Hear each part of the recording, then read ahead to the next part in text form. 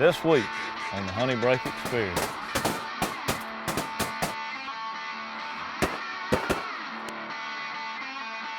Apparently when you grab a gator's back leg, that means turn around and bite. Yeah!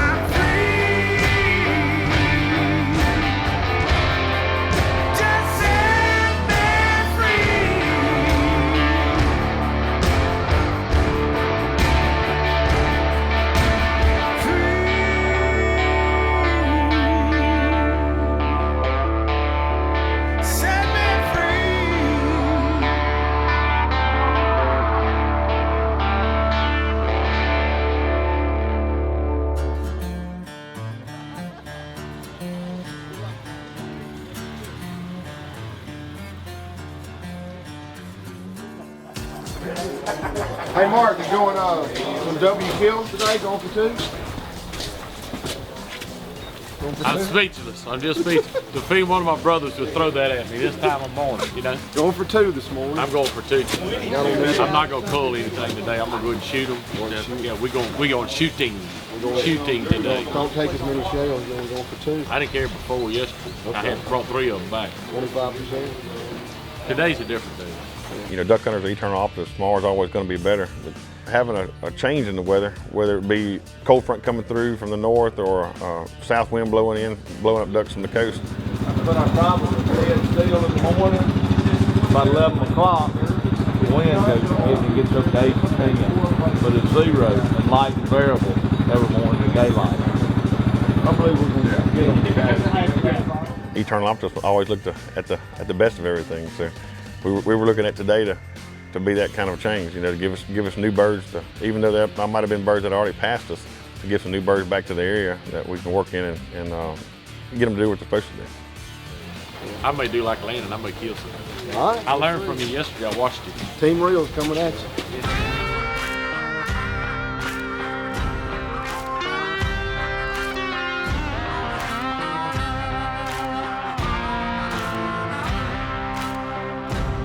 For this week's show, we get to share the blind with some old friends. You know, one of the coolest things about my job is the relationships that are formed and the people we meet that come through here and in the outdoor industry.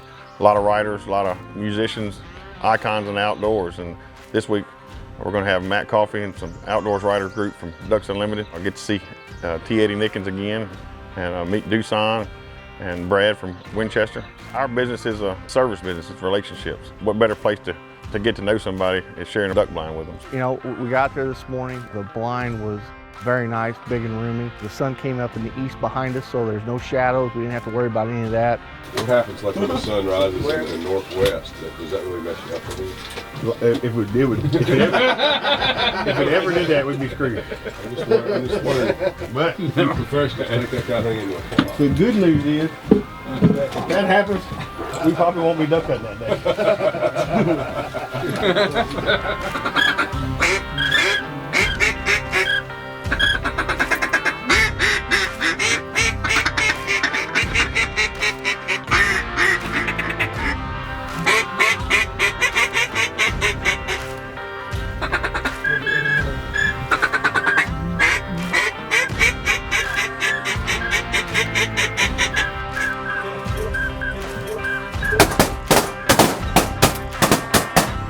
Hello, baby. Catch! Very nice. That was good, guys. That was awesome. Real good. One thing about DU is their mission statement is conservation. It's creating habitat to make more ducks, to extend our heritage for future generations. That was nice. All sprigs. Nice pintail.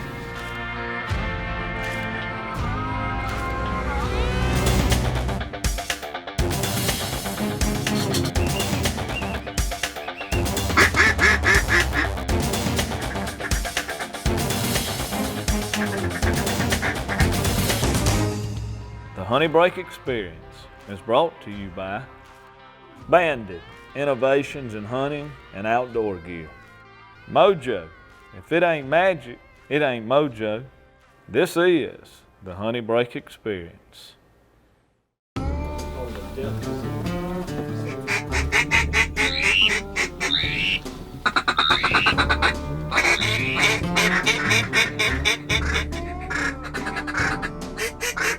Hear that thunder, feel that rain. Yeah, that's definitely like that. I want to get out of here.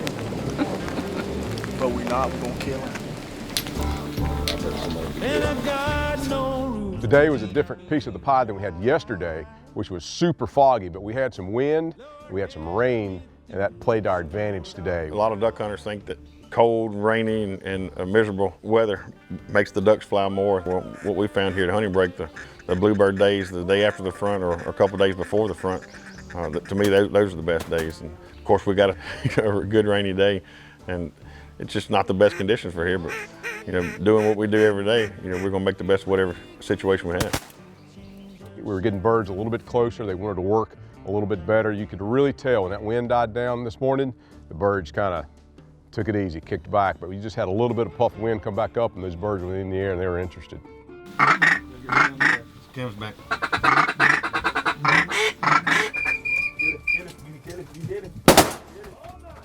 Well, we take a lot of hunters from North and South Carolina, and a lot of those guys, they want to come here and shoot one bird. They want to shoot a bull canvasback. Eddie being from that area, we talked about it, and that's something he wanted to get while he was here. And a lot of times, the canvasbacks are normally on Catahoula Lake, which is neighboring our property. In the last 6 to 8 years, because of our habitat management here at Honey Break, a lot of the canvasbacks have been wintering with us. I don't like to say we can guarantee you canvasback, but we're pretty close to that. So I didn't want to build Eddie's confidence up too much and get his hopes all built up. Canvasbacks and pintails, I'll take that on the slow day. Absolutely. I'll take that on the slow day. Absolutely. We took some close shots on cans and turned those belly up in the decoys. That was a ton of fun. Yeah. Oh my goodness. Oh man. Gorgeous. There's your bird, Eddie. That's such a beautiful bird. Eddie, you like shooting them cans, don't you? I like shooting those cans. Wow, look at the curve in the wing. Look at this primary there. We should take a photo of him later on, huh? Yeah. The king of ducks on the East Coast, that's what brought the most money for market hunted birds. Canvasback feeding on that celery. Having somebody like that really appreciates that bird and that's on his hit list, anytime we can do something like that to satisfy a customer, that makes my job a lot easier, and it's what it's all about.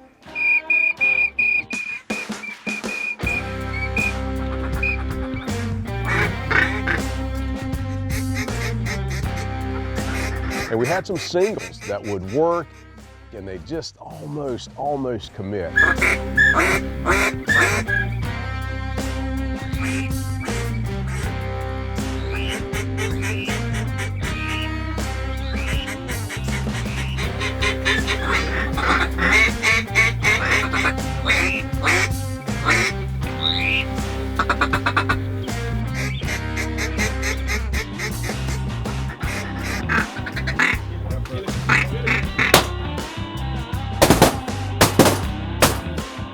What happened, Big Daddy? Hunting with Drew, I've seen him on the show. He's a very professional guy, yet he's also a lot of fun to have in duck camp. Him and Dart going back and forth. And Big Daddy, I said, look, Big Daddy picked this thing up. What happened, Big Daddy? this is when duck hunting gets real. You feel like you're there with buddies. I think Drew is a cool Louisiana guy. I mean, he is kind of redneck, so we kind of fit in because I'm a redneck too. He has a great stories. One thing about having bad weather days, when the conditions got so bad, the rain was so hard that the camera guys ended up being inside the blind with us. So of course everybody starts telling stories, and alligator got wrapped around the log, and So I can take and grab his tail and I'll ease him up and we get him up. I thought that the gator was a little tighter to the log than he actually was. And He turned around. I didn't know he had that much slack. When I pulled my... Oh! Hey, apparently when you grab a gator's back leg, that means turn around and bite.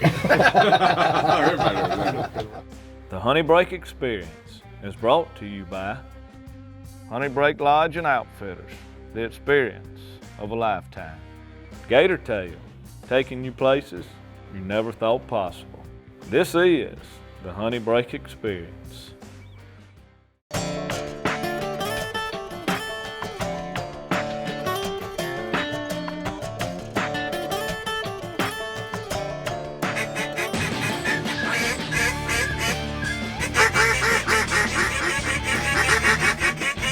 We decided to come to Honey Break. It was a place where we wanted to host other riders. You know, now that I'm on the PR side of it and we put these media camps together, couldn't think of a better place. I didn't know what to expect. I love to go down to Louisiana because I like the country, I like the food, I like the spiciness.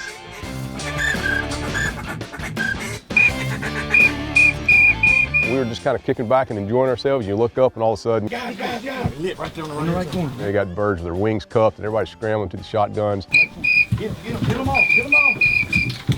Kill him, kill him. His yellow lab, it was impressive how, we shot 2 dogs, bang, bang. And Out bolts the dog picks up one, starts coming back, and you can just see that, man, he just caught a little sniff, a little whiff of something else going on. Typical cash man fashion, he decided he was going to show out a little bit. And hold the dog in his mouth and keep just looking around. He saw another dog and grabbed the other one, so I was retrieving 2 dogs at the same time, something I have never seen it before. His OJT is getting the birds and getting back to the blind as fast and as efficient as possible. And the HRC judges don't really care too much about that. But as far as what I do in my line of work, he's doing a better job than anything I could do to train him. He's picked up 3 teal before at one time. He's picked up 2 canvasbacks and was pushing the 3rd one with his nose. He couldn't get him in his mouth. It should be. That's kind of one of Cash's trademarks. It was mind blowing to them, but to me it was him showing off. So. Some days they want to play, some days they don't. We just gotta be out there every day. Some days we play them. Try. Got us a nice little mixed bag.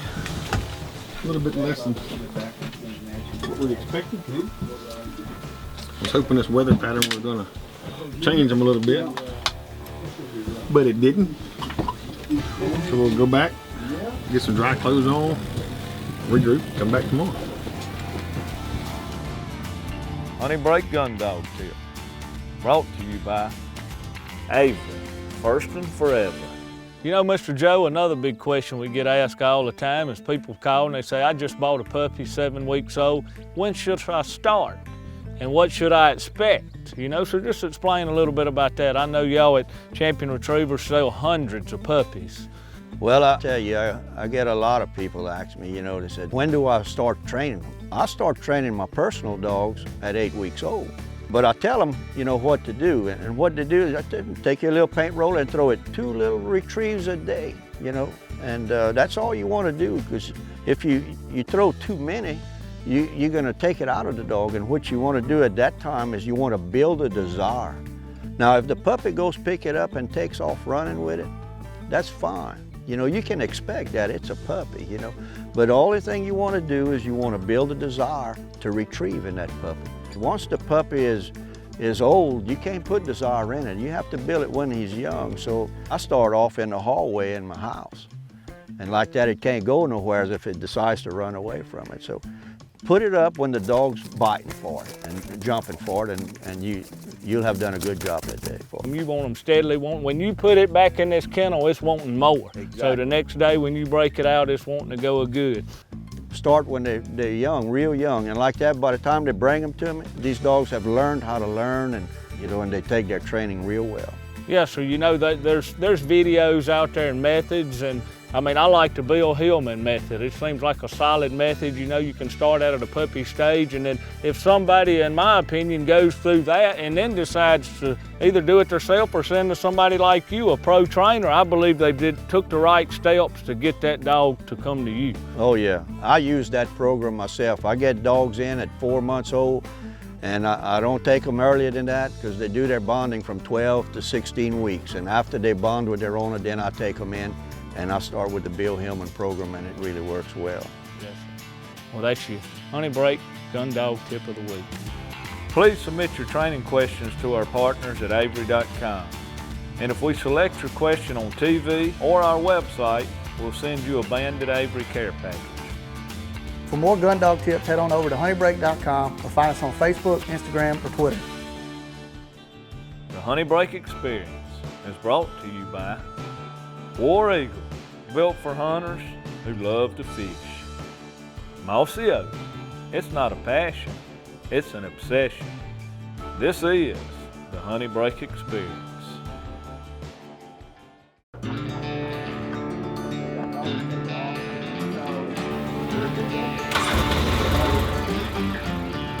Day two, the conditions were pretty much similar, just didn't have all the rain. Knowing going into it that a lot of these riders had to leave and catch some flights. So we were hoping that over the night that we push the birds in a little bit early and we could get in there and knock them out.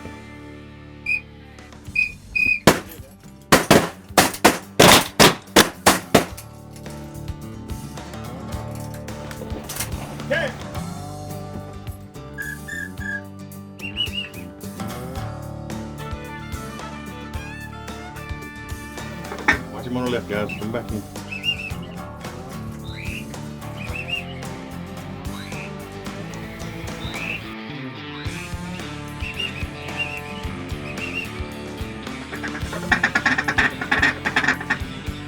Get him, guys, get him.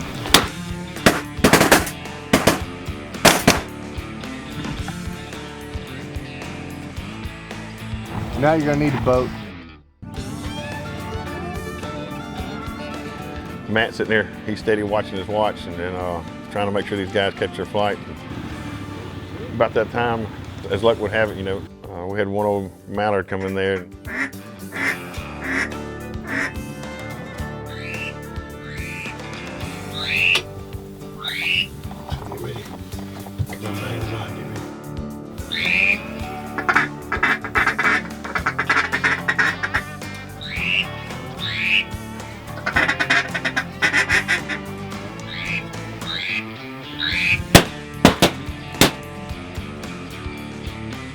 Oh, there he is. Easy one.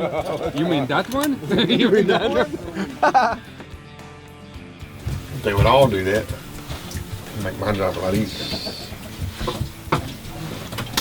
They're going back Mallard. He wanted in here. He probably smelled my croissant, jalapeno cheese. They're trying to get to the airport, have flights and this, that, and other. They have booked and they have other places they have to be. And here I am trying to get them on the birds. And birds are just now starting to fly, and they're steady watching that clock. And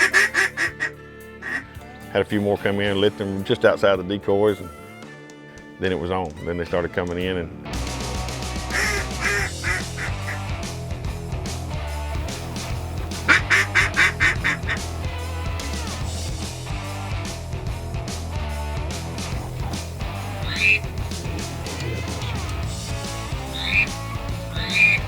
get him, guys, get him.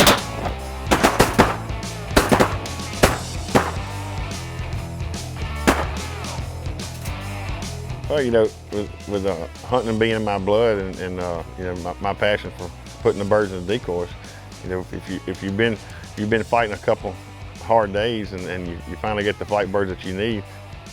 Y'all ready? It's up to y'all, bud. That's a hell of a way to end it. It's real hard to leave the blinds. What time is it? 9 o'clock? 9 o'clock. 10 more minutes, 30 more minutes. Give me something here. I sure would like to give it about another 30 minutes. You can always reschedule a flight. The birds aren't flying every day. It's not in my DNA. Being here at the bottom of the flyway, a lot of times guys here in Louisiana, if it's not like it was last year or the year before that or it was yesterday, then we want to find somebody to blame, and I think DU gets a lot of negative press from that, and that's not true at all. I mean, we want to focus on my little piece of dirt, and in the grand scheme of things, what DU does all the way from Canada all the way down to Mexico, all in the name of the duck, it really goes behind the scenes. I mean, it takes an army to get accomplished what they're doing. I mean, there's lobbyists in Washington, teams of biologists that are all up and down the flyway, trying to make something better as a whole and not necessarily in your field. And just know, you put your dollar in the conservation pot and it goes out there into ether, and you think, oh, when am I ever going to get out of this? And then you see birds cupped up, you see birds in the decoys, and you know that money is working. It's working for this kind of experience. It's just a great feeling to know that you're playing a part in something bigger than yourself when it comes to conservation. Closed captioning provided by Avery, first and forever. Coming up next week. Blow at them and they come right in here. That's what it's all about.